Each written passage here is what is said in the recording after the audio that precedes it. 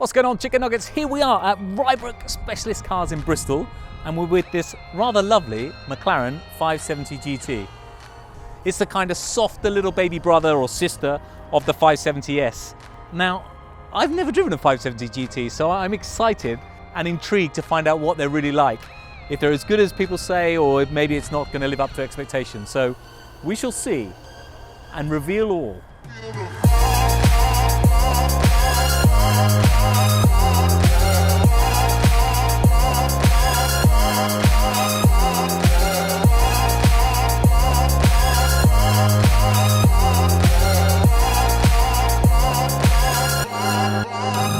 So typically with a GT, you're going to spend time on the motorway, on the autobahn, on the freeway, whatever it may be, whatever country you're in. And this eats up the miles, as you can imagine. With any GT, it's got to be comfortable. Otherwise, what's the point? You've got to be able to, in my opinion, just hold it with one hand and just relax and drive comfortably. And this car, you can. It holds the lane very well. It eats up any undulation in the road or any bumps in the road. You can tell it's softer than the 570S, that's for sure. And with any good GT, you want to be able to relax when you're driving. So if you're on the autobahn, doing 100 miles an hour, 160 kilometers an hour, all day long, you want a car that you're not going to have hold with two hands. You can just relax and drive. And this car, for sure, you can do that. It rides the bumps quite well. We're on UK roads that are relatively smooth, but you know that it's just a nice, relaxing car to drive. But as soon as you tickle the accelerator, you're off. Inside the car, it's like you're driving a P1. This one's got Alcantara on the steering wheel. I love Alcantara steering wheels. Just makes it feel that little bit more sporty, and it's better to drive in my opinion. You got that rev counter right in front of your face. I love the driving position. In pretty much all McLarens, it's very low. It's a low scuttle on the car. You've got amazing visibility all round. You've got lots of light coming in this cockpit. Apparently this is the same tint on this panoramic roof as the McLaren P1. In the driving position, McLaren really have got this right with how you sit, and it's all about the driver.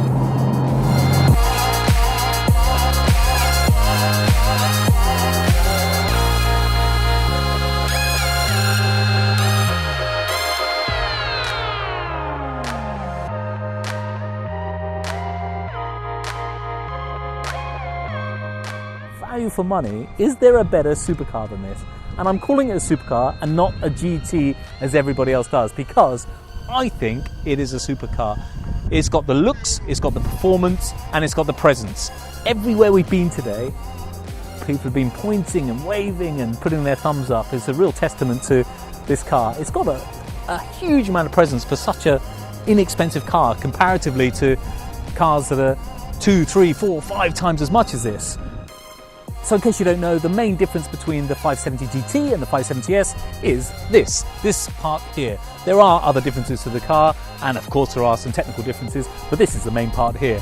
And essentially, because of GT, you can stick your luggage in there and you can travel across the continent and have a lot of fun with whoever you take with you. Very nice. And you've got some extra luggage space in the front, as with most mid-engined or rear-engine cars. You've got this as well.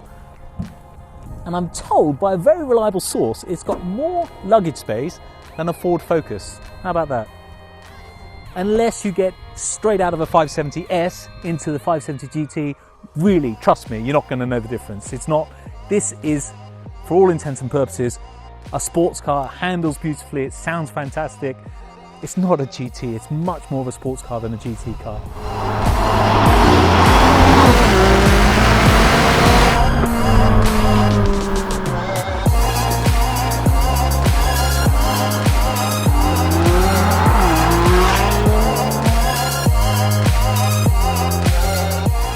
So what do I think of the McLaren 570 GT?